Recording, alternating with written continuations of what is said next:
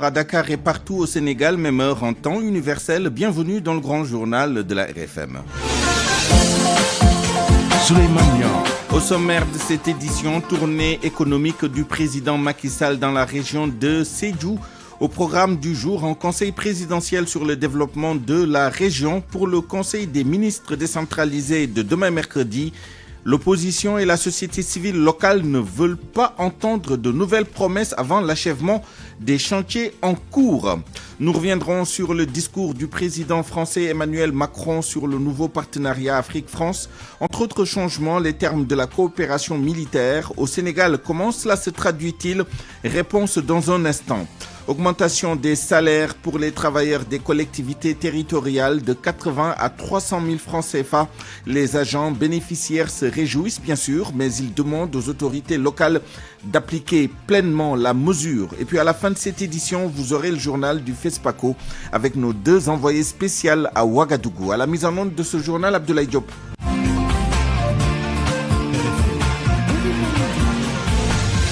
Souleymane Niang. Le conseil présidentiel sur le développement de Sédhiou a donc démarré depuis 10 heures ce matin. Macky Sall a rappelé qu'en 2015, lors du dernier conseil décentralisé, le gouvernement avait décidé d'investir 200 milliards à Sédhiou, mais ce chiffre a été dépassé car près de 300 milliards ont été injectés dans cette région. Il a donc décidé de construire le pont de Temento entre Goudomp et Sédhiou.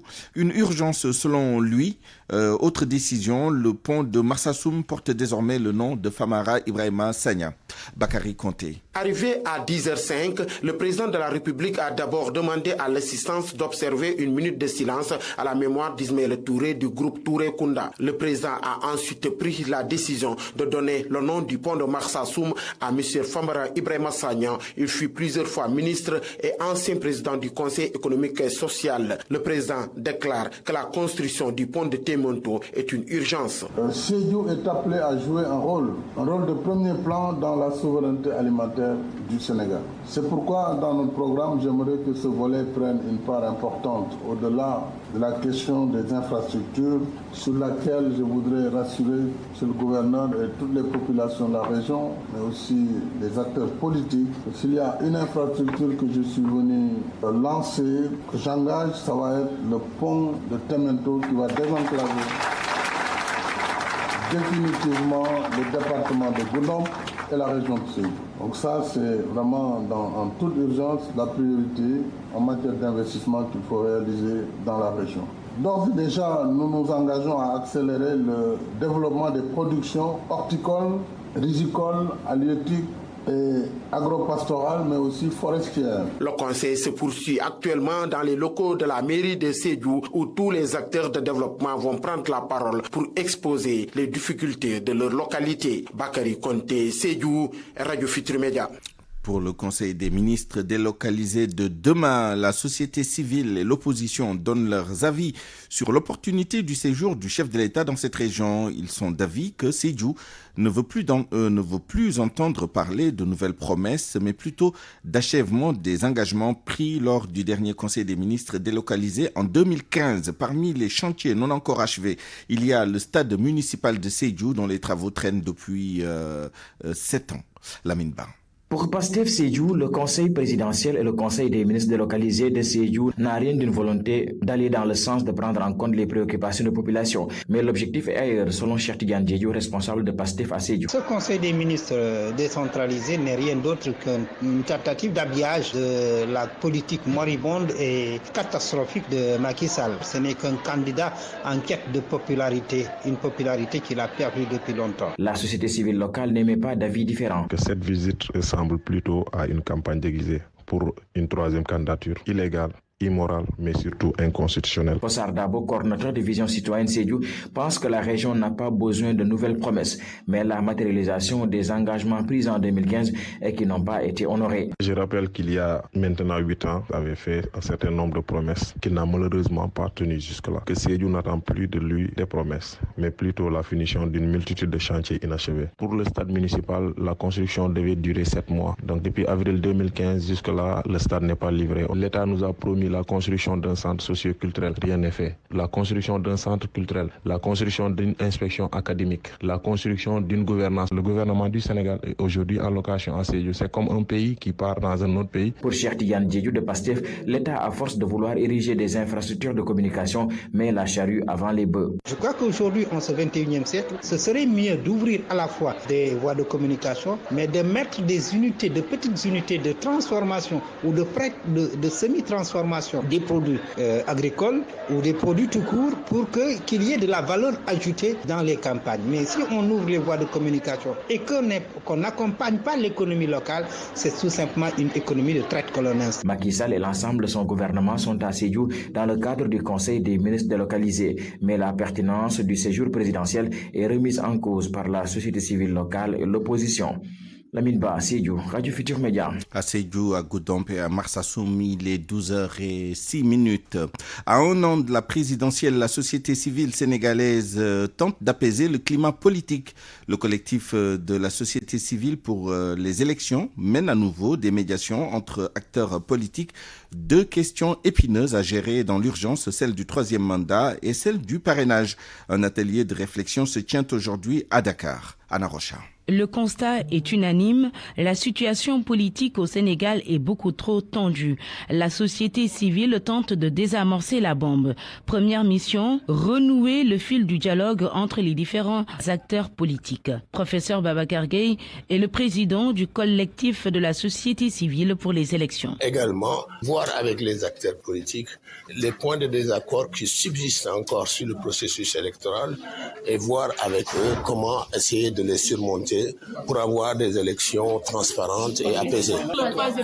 C'est vrai que c'est une forme de discorde et c'est une question qui doit être réglée par les acteurs politiques, mais également par la Constitution. Les points de désaccord sont nombreux et en dehors du troisième mandat, il y a également la question du parrainage. Moundiaï Sissé, président de l'ONG 3D. Le troisième mandat ne doit pas poser de problème au Sénégal. Et nous espérons que le président de la République ne va pas franchir ce pas en déposant sa candidature parce que ce serait mettre le Sénégal dans une situation de tension inutile. Dès lors que maintenant il n'a pas encore parlé de cette candidature-là, il est difficile de pouvoir le critiquer ou de ne pas le critiquer. Qui dit processus électoral dit média, le président du Conseil national de régulation de l'audiovisuel constate lui aussi des lacunes dans la couverture médiatique des élections.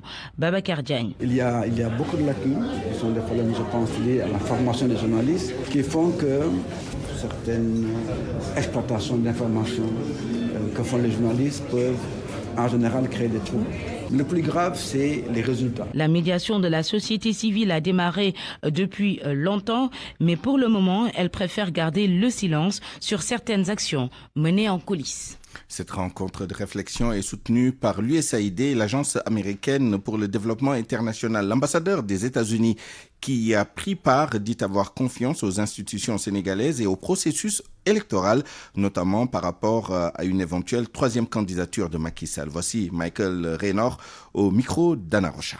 La situation politique au Sénégal, c'est dynamique, n'est-ce pas? Mais c'est ça la nature de la démocratie. La démocratie, c'est un peu désordonné parfois, partout. S'il y a parfois des tensions, c'est normal, mais c'est important pour les citoyens d'un pays démocratique de respecter leur espace politique, d'encourager des participations pacifiques et accueillantes et inclusives. Nous avons une relation très historique avec le Sénégal. Nous avons connu depuis 60 années un Sénégal démocratique. Nous avons confiance à 100% que les institutions et les processus démocratiques au Sénégal restent fortes et que nos valeurs partagées démocratiques vont persister. Bon, la question du troisième mandat, c'est une question pour les institutions sénégalaises de déterminer. L'éligibilité des candidats, c'est une question pour les institutions sénégalaises et c'est le rôle des citoyens sénégalais d'élire leurs dirigeants. Pour nous, comme partenaires extérieurs, nous soutenons les processus et les institutions démocratiques dans leur travail. RFM, fréquente modulation 94.0, la radio en puissance. C'est ce mardi que les corps des 3 militaires sénégalais décédés la semaine dernière au centre du Mali sont attendus à Dakar. Pierre Tama Boubane, Ousseynou Diallo et Eugène Mingou sont inhumés demain. Ce sera après une cérémonie de levée de corps prévue à 9h au quartier Dial Diop de Dakar, siège de l'état-major général des armées. Reparlons à présent du discours du président Emmanuel Macron à la veille de la tournée que le chef de l'État français effectue en Afrique. Le président français qui redessine les nouveaux contours des relations entre la France et notre continent finit les logiques paternalistes. Dans le domaine militaire, au Sénégal, on préfère la création de pôles de formation aux bases françaises. Mohamed Ali Mouba. À l'image du président français Emmanuel Macron, Mamadou Hadj souhaite une rénovation des relations militaires entre le Sénégal et la France. Certes, la France peut garder quelques militaires au Sénégal, mais plus question d'avoir des bases sur place. Colonel Mamadou Hadj est colonel militaire à la retraite. Je crois que la France tire quand même les leçons de ce qui se passe en Afrique depuis l'indépendance. Je crois qu'elle quitte maintenant les missions d'assistance et de présence, ce qui ont toujours été décriées, parce que ça donne une mauvaise image de la France. Et aujourd'hui, elle va vers des missions de coopération.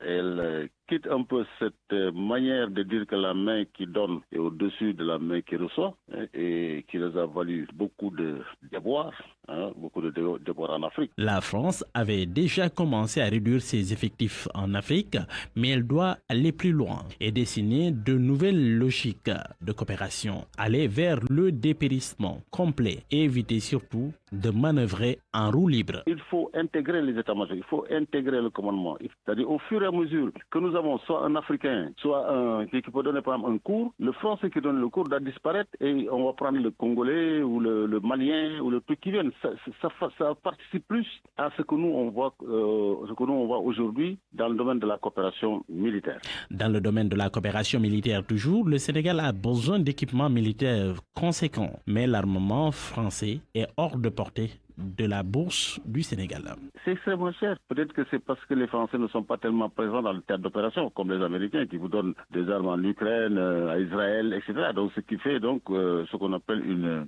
économie d'échelle. Mais les armes françaises sont souvent peu utilisées, peu concurrentes sur le plan international. C'est pourquoi ils sont très chers. Ils sont bons sur le plan militaire, sur le plan équipement, mais ils sont très chers. Donc vous ne pouvez pas l'acheter tant que la France ne fait pas un effort pour baisser les prix. Sinon vous allez acheter avec des Bulgares, avec des Chinois, qui vous donnent quand même aussi du matériel opérationnel. Nouveau paradigme de la révolution macronienne, être pragmatique en Afrique et prendre au sérieux les Africains. Autre aspect de l'actualité, la CNES trace la voie à suivre pour un patronat fort et une souveraineté économique. La Confédération nationale des employeurs du Sénégal souligne la nécessité pour les entreprises de s'associer. Selon le président de la CNES, l'atomisation dans le milieu entrepreneurial ne peut pas faire face à la puissance extérieure. Adam Alam était l'invité de RFM Matin. La souveraineté économique passe fondamentalement par ce qu'on a toujours développé, nous, c'est patriotisme économique, préférence nationale. Et cela dans un monde communautaire, parce qu'il ne faut pas oublier aussi que nous sommes dans la CEDEAO, nous sommes dans l'UMOA et l'UEMOA. Donc il faudrait que l'on comprenne que cela est une nécessité par les temps qui courent pour arriver à cette souveraineté économique-là. Pour y parvenir, est-ce qu'il n'y a pas obligation pour les entreprises de s'unir? C'est une obligation. L'atomisation qu'on constate dans le milieu entrepreneurial ne peut pas permettre de faire face à la puissance extérieure dans un monde qui est globalisé, régi par des règles de l'OMC, régi par des règles de notre communauté économique. Donc, il faut que l'on comprenne que c'est une nécessité de s'associer. Le point faible de l'économie sénégalaise, c'est que les Sénégalais ne savent pas s'associer. Nous avons une multitude de petites entreprises qui, à terme, ne peuvent pas être viables. Et c'est cela aussi qu'il faudrait amener des réformes au niveau de la structuration du capital et au niveau de l'application du droit commercial, de l'état de droit, pour que les gens puissent se regrouper et faire des entités qui sont viables. Ces micro-entreprises dont la plupart meurent au bout d'une année ou deux, ce n'est pas à terme ce que l'on souhaite pour avoir une économie qui va vers l'émergence. La CNES qui rend hommage cet après-midi à deux de ses anciens leaders décédés, Mansour Kama et Mortala Khan, cérémonie sur le thème de la souveraineté économique. Les travailleurs des collectivités locales obtiennent gain de cause. L'État a revu leur grille salariale avec des augmentations allant de 80 à 300 000 francs CFA. Les syndicalistes se réjouissent de la mesure, mais ils demandent aux collectivités territoriales d'appliquer ces augmentations de salaire. Écoutons Sidi Ndiaye, président de l'intersyndicale des travailleurs des collectivités territoriales. Il a été joint tout à l'heure par Elhadj Dougoudiène. Nous avions demandé que nous ne pouvons pas suspendre notre mode de grève sans preuve, sans acte concret. Et cet acte est vraiment concret parce qu'il détaille les grilles salariales nouvelles qui doivent pouvoir être appliquées. Maintenant, la balle est dans le camp de chaque collectivité locale, parce qu'en vertu des dispositions de l'article 30 du statut général des fonctions des collectivités territoriales, il appartient aux exécutifs locaux de s'acquitter du paiement de ces ressources. Donc, nous sommes partis pour décentraliser maintenant au niveau de chaque collectivité locale ces questions-là pour que la prise en charge financière puisse se faire très rapidement, parce que nous avions planifié en fin mars déjà que tout le monde soit aligné et que les gens commencent à payer les rappels différentiels de salaire. Grande satisfaction que nous éprouvons et au nom de tous les travailleurs. La grille salariale, c'est quelle fourchette? De 80 000 à 300 000, selon les grilles indiciaires. Parce que je pense que la plus faible catégorie, qui est de 2, E et autres, sans diplôme, nous avons 80 000. Jusqu'au sommet, à la hiérarchie A1, 300 000. Je pense que c'est substantiel. En plus, il y a ce qu'on appelle le relèvement de 5% de la grille salariale. C'est vrai que ce n'est pas très costaud en termes monétaires, mais c'est extrêmement important que le point indiciaire soit revalorisé, ce qui a été fait. Mais pensez-vous que toutes les collectivités territoriales auront les moyens d'appliquer cette nouvelle grille salariale, de payer ces salaires? Bon, c'est l'État qui a augmenté, c'est l'État qui a, par le ministre de la fonction publique, donné les taux. Donc je pense que si l'État n'avait pas pensé qu'il pouvait payer ça, il n'allait pas donner ces montants-là. Donc je crois qu'on pourra s'entendre parce que c'est nous, dans nous, l'État, c'est des membres de l'État. Lorsqu'elle peut payer et qu'elle prouve qu'elle peut payer, elle va payer. Lorsqu'elle ne veut pas payer, elle prouvera aussi à l'État qu'elle ne peut pas payer. Et à partir de ce moment, il y a des arrangements en interne qui se font pour régler ces questions. Les travailleurs des collectivités territoriales vont tenir une assemblée générale incessamment pour décider de la suspension de leur mot d'ordre de grève. Ils sont en mouvement depuis plusieurs semaines en collaboration avec l'Alliance And Gussum. À Kaolack, avec la tension à la mairie de ville, difficile d'avoir des extraits de naissance ou autres documents d'état civil, une situation qui inquiète et les populations réclament l'intervention de l'État, mais également du maire Serine Mboup pour régler les divergences. Fatumbo. La situation de la municipalité de Kaolack indispose les habitants de la commune. Indignés, Modou Karakan et Abdou Gueye, élèves, listent ainsi leurs mots. La situation est plus que déplorable. Ce matin, nous sommes venus ici pour récupérer notre d'essence et nous sommes venus avec les travailleurs en grève. Sont tous désirés nos papiers. Cette année, je devais faire le baccalauréat et si je ne retirerais pas mon extrait d'essence, ça devait compliquer, madame. En laissant très difficile, franchement parler.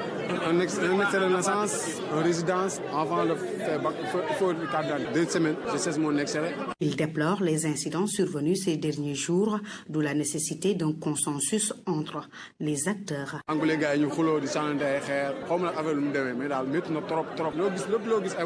appelle à tout le monde de trouver un terrain d'entente au moins pour l'intérêt de la population. Parce qu'on est en train vraiment de subir des dommages. Ça peut même avoir des conséquences sur l'avenir des enfants. Face à cette situation qui va de mal en pis, l'édile de la ville et l'État sont interpellés pour mettre fin à ce problème. Modou Karakan. Que les autorités étatiques viennent en aide les grévistes parce qu'ils ont leur droit d'aller en grève.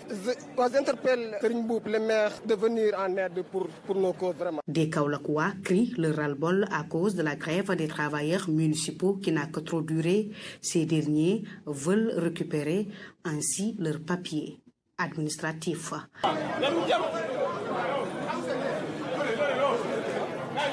Fatumbo, Kaolack, Radio Futur Média. Alors à présent à Touba, où les opérations de déguerpissement et de désengorgement de la corniche se poursuivent dans la ville sainte, les Baïfal sont toujours sur le terrain. Le marché Ocas, dernière étape à prendre en charge, et les autorités religieuses municipales cherchent pour l'heure des sites de recasement pour les marchands en attendant l'intervention du programme de modernisation des marchés. Pabalagui.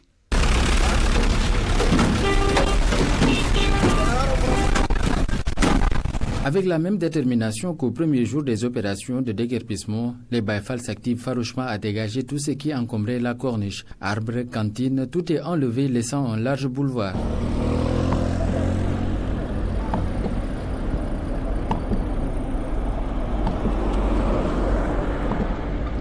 En attendant de s'attaquer à une partie du marché Ocass qui doit être déguerpi dans les prochains jours, les autorités religieuses et municipales cherchent des sites de recasement pour accueillir les marchands ambulants. Serigne Abdou Karim Baké, Borom Makarimul Akhla, lors d'un tête-à-tête avec Serigne Bass Abdou Khadr, invite tous les marchands à regagner les marchés municipaux. L'indigal est qu'il y a au moins une trentaine de marchés dans la commune de Touba, des marchés construits dans les règles de l'art avec plus de commodité que dans les rues. Le calife a demandé aux marchands ambulants tabliers de guerpis de regagner ces marchés et de trouver une place. Il y a assez d'espace dans ces marchés qu'ils ne peuvent même pas tous occuper. Ce serait une bonne chose pour eux et les populations pourront les trouver sur les lieux et faire leurs emplettes sans problème. Et leurs produits seront plus présentables que de rester dans les rues. Même si pour l'heure, aucune décision n'est encore prise du côté de la mairie, les autorités entendent accompagner ces derniers dans le cadre de la modernisation des marchés après les incendies qui ont fini d'hanter le sommeil des commerçants établis au marché Ocass de Touba. Papa Balagui, Touba, Radio Futur Média. L'actualité internationale. Le journal Inter avec vous, Georges Détié-Diop. Bonjour. Bonjour, Souleymane Niang. Présidentielle nigériane, la commission électorale annonce la publication des résultats pour ce mardi. L'INEC a promis que cette journée devrait se conclure avec l'annonce du nom du 5e président de la 5e République du Nigeria lors du dernier pointage d'hier soir. Bola Tinubu de l'APC et Atiku Abubakar du PDP étaient au coude à coude avec respectivement 6 États et 5 remportés. Mais Peter Obi du Parti travailliste reste en embuscade avec 3 États remportés, notamment celui de Lagos, la capitale économique du Nigeria et surtout le fief de Bola Tinubu, ancien gouverneur de la mégalopole. Hier soir, Peter Obi a enregistré environ 10 000 voix d'avance sur Bola Tinubu de l'APC. Autre résultat annoncé hier soir, Atiku Abubakar sort vainqueur de l'Adamawa et de Katsina, le fief de Mohamed Bouhari. Peter Obi est le numéro 1 dans l'état de Nassawara. Au Mali, le président de la transition a reçu le projet final de constitution. Le document lui a été remis hier lors d'une cérémonie au palais Koulouba.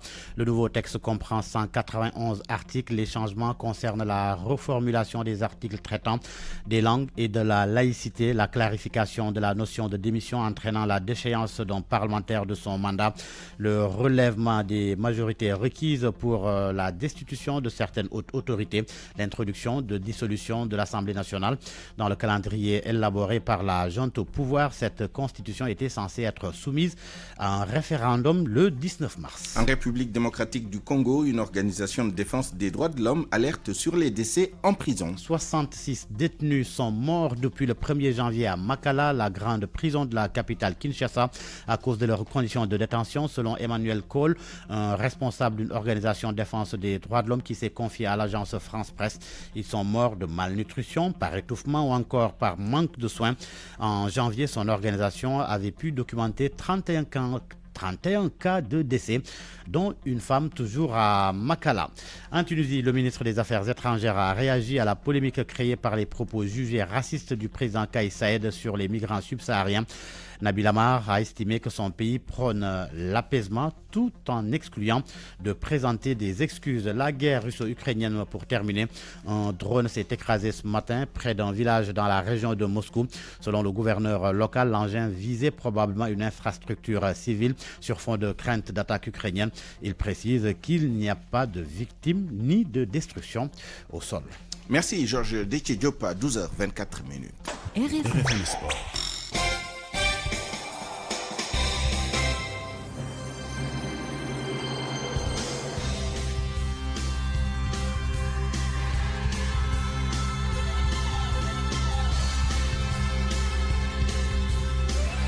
J'accueille à présent Malal Junior Diagne pour le journal des sports. Bonjour Malal. Bonjour Souleymane. Coupe d'Afrique des moins de 20 ans, le Sénégal va croiser le Bénin en quart de finale. Les affiches de cette Coupe d'Afrique pour les quarts de finale ont toutes été connues hier après les dernières rencontres de la phase de poule. Le Sénégal hérite du Bénin. Match prévu jeudi à 14h. Sodetiam nous en dit un peu plus. Les quarts de finale démarrent ce jeudi avec le Sénégal qui fera face au Bénin au Cairo International Stadium à 14h GMT. Les Lionceaux du Sénégal qui se sont qualifiés dès la deuxième journée ont été une force dominante dans le tournoi en réalisant un carton plein avec l'attaquant Pape Demba Diop en tête du classement des meilleurs buteurs grâce à un triplé face au pays hôte l'Égypte. Le milieu de terrain des Lionceaux compte 4 réalisations après la phase de groupe. Le deuxième quart de finale prévu également ce jeudi opposera l'Ouganda au Nigeria à Suez Canal Stadium d'Ismaïlia à 17h GMT. Les Ougandais ont terminé en tête du groupe B grâce à un tirage au sort puisque l'Ouganda était en parfaite égalité avec le Congo avec 5 points, 4 buts marqués et 3 encaissés. Pour départager les deux sélections et définir le premier de la poule, la Confédération africaine de football a donc été contrainte de procéder à un tirage au sort. Le Nigeria, adversaire de l'Ouganda, a terminé deuxième derrière le Sénégal avec 2 victoires et une défaite. Vendredi, la Gambie et le Soudan du Sud vont s'affronter au stade Eras El Houdoud d'Alexandrie à 14h GMT. La Gambie, qui a terminé à la première place de la poule C, est la deuxième équipe à avoir réalisé un carton plein. Son adversaire, le Soudan du Sud, s'est qualifié pour la phase à élimination directe en tant que meilleur troisième. Le dernier match des quarts de finale va opposer le Congo à la Tunisie au Cairo International Stadium du Caire à 17h GMT. Le vainqueur de cette rencontre sera le prochain adversaire des Lionceaux, bien sûr, si les protégés de Malik Daf viennent à bout de cette équipe béninoise lors des quarts de finale. Rappelez juste que l'enjeu de ces quarts de finale reste la qualification pour les demi-finales et le plus important, le ticket pour le prochain mondial des moins de 20 ans. Nous parlons de football au niveau local avec Mont-Roland qui veut voir son équipe jouer dans l'élite. Pour ce faire, dirigeants, responsables donc politiques mais également population, toutes les couches de Mont-Roland se sont mobilisées pour pousser l'ASC Mont-Roland à franchir les étapes pour jouer dans l'élite dans les prochaines années. Cher Anta Diop. Une jeune équipe de football, l'ASC Mont-Roland, se fixe déjà des objectifs pour les prochaines années. Selon le maire de Mont-Roland, Yves Lamine Ciss, l'occasion est venue pour Mont-Roland de se faire un nom dans le championnat national. C'est vrai qu'on a mis en place l'ASC Mont-Roland. On veut que cette ASC quand même joue les premiers rôles au niveau du football sénégalais. Et ça, c'est notre souhait. Mais nous, en fait, on est là pour pousser. Mais ça, c'est le rôle surtout des techniciens. C'est le rôle des encadreurs, en tout cas, qui doivent tout faire pour que cette équipe soit reconnue au niveau national et au niveau international. Le potentiel est là. On a parlé des écoles de football. Voilà, il faudrait aussi que les écoles de football, qui doivent fournir des joueurs au niveau de l'ASC Mont-Roland, donc il faudrait que ces écoles de football-là fonctionnent. Ça, je pense que c'est important. Selon Mao Faye, le président de l'ASC Mont-Roland, c'est un club ambitieux qui veut d'abord jouer les premiers rôles dans le championnat régional. D'après les techniciens et les techniciens ont fait un excellent boulot pour la détection des talents. Nous avons 40 joueurs seniors, 25 joueurs juniors et 25 cadets. On a 40 joueurs seniors, on a 25 joueurs juniors et 25 joueurs cadets. Le maire de Mont-Roland, Yves Lamine Ciss, a débloqué 120 millions de francs CFA pour subventionner les associations sportives de la localité, dont 10 millions destinés à l'ASC Mont-Roland. RFM Thiès, Cheikh Anta Diop. Lutte avec frappe, les experts analysent le choc Sathiès-Regrec de ce dimanche. Un combat explosif entre deux guerriers qui vont s'affronter à l'arène nationale. Sathiès, force et faiblesse, Regrec, force et faiblesse. Réponse de Ibakani, spécialiste de la lutte. Il est au quotidien sous le lampe. Les deux lutteurs partent à sens égal dans la mesure où ils ont le même palmarès. Sathiès, c'est 14 victoires, 2 défaites. Regrec, c'est 14 victoires, 200 verdicts. Donc on va vers un combat où les deux lutteurs voudront la gagne pour au moins franchir un autre. Donc pour Sathiès, tout le monde sait que Sathiès, sa principale force, c'est sa vitesse. C'est un lutteur qui a une vitesse d'exécution extraordinaire. Il l'a démontré durant ses 14 ans de carrière, où ses combats ne durent qu'un laps de temps. il attaque ses adversaires et ça lui réussit fort souvent. Si bien même qu'il a perdu contre Malignan et contre Boignan 2. Donc, mais la faiblesse de Sa-Thiès que j'ai remarqué, il a du mal à attaquer ses adversaires. Il attaque très mal. Je pense que c'est une faiblesse que Sa-Thiès doit gommer. Pour affronter un lutteur comme Reug Reug, qui n'a jamais concédé la moindre défaite, pour l'attaquer, je pense qu'il faut être prêt sur tous les plans. Si Reug Reug parvient à déjouer ses plans, et ça pourrait lui coûter cher. Par contre, son adversaire, c'est un lutteur complet, tant sur le plan de la lutte pure, tant sur le plan de l'accrochage, même sur la bagarre maintenant, il s'est bien bonifié avec le MMA. Reug Reug s'est bien bonifié maintenant. Reug Reug, son péché mignon, c'est sa confiance débordante. C'est sa confiance débordante. C'est un lutteur qui croit dur comme fer. Qu'il peut battre tout le monde, il y croit, il pense, il dit qu'il est le meilleur lutteur du Sénégal. Mais je pense que c'est sa faiblesse. À 12h30, Souleymane, dimanche prochain, vous serez notre invité à l'arène. Vous aimez cette ambiance? Inch'Allah, j'aime bien la lutte, oui. Super. Mais devant la télé, en général. Il faut venir à l'arène. Un grand boubou, on va vous mettre à la loge officielle et vous allez voir. Ça sera chaud bouillant. Très bien, je vais consulter mes conseillers. C'est Gaston qui est aux commandes. Très bien, je note l'invitation. Merci, Malal Junior Diagne. Presse du jour. Soumari.com vous offre votre revue de presse. La presse du jour avec Mohamed Ali Mouba. Bonjour. À la une, la tournée du président Macky Sall dans le Pakao. Macky est l'hôte des populations de Sédhiou depuis hier. Un séjour de 5 jours et le soleil constate d'entrée que Sédhiou a réservé un accueil des plus populaires au chef de l'État pour dire Inimbara, président, félicitations pour le travail abattu sur place. Qu'a fait Macky Sall pour mériter un tel accueil? Vox Populi note qu'il y a eu des infrastructures routières, des infrastructures sanitaires, l'élevage, le Réunion d'Aouni. Le gouvernement a fait le bilan de 7 ans d'investissement à Sédhiou. Sud Quotidien ne semble pas avoir le même regard. Au cours de son conseil des ministres décentralisé dans le Pakao, Macky va devoir se retrouver à l'épreuve de ses promesses. L'emploi des jeunes, le désenclavement de la région, l'achèvement des chantiers reste toujours une demande sociale. Le personnel médical qualifié toujours insuffisant par les populations. C'est d'ailleurs un mal inscrit aux urgences, écrit le confrère. Le journal Le Quotidien, qui revient sur l'accueil du président Macky Sall, révèle que les responsables sur place se sont beaucoup investis et ils ont rivalisé à coups de pancarte. Le duo Taïbou Diédiou et Doudouka de Ziguinchor en renfort. Accueil en son et couleur, mais faute de réceptifs dans la ville, des ministres se sont rabattus sur Kolda. Après s'être offert en bain de foule, le président Sall a promis de continuer à décloisonner la région, relève l'Observateur. L'Obs note que ce séjour de Macky Sall dans la région pour 5 jours va fouetter l'économie locale. Les réceptifs hôteliers affichent le plan, les stations-service qui se frottent aussi les mains. Mais selon Source, la tournée dite économique du président cache des relents très politiques.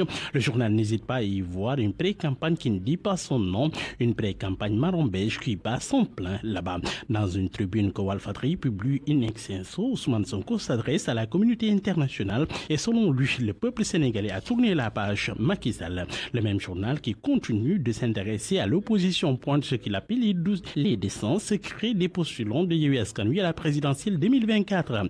La présidentielle justement, Déthié Fall qui a déclaré sa candidature. Il a fait sa profession de foi dans le journal Le Témoin qui lui offre sa une principale. C'est l'événement du jour dans ce quotidien. Mais Déthié Fall, président, le journal fait la publicité de son programme en page intérieure. Quant à Abdoul Mbaye, lui va prendre la position de souteneur. Il ne sera pas candidat selon le journal LAS. Le panier de la ménagère à 1 mois du Ramadan, le marché affiche des prix en hausse.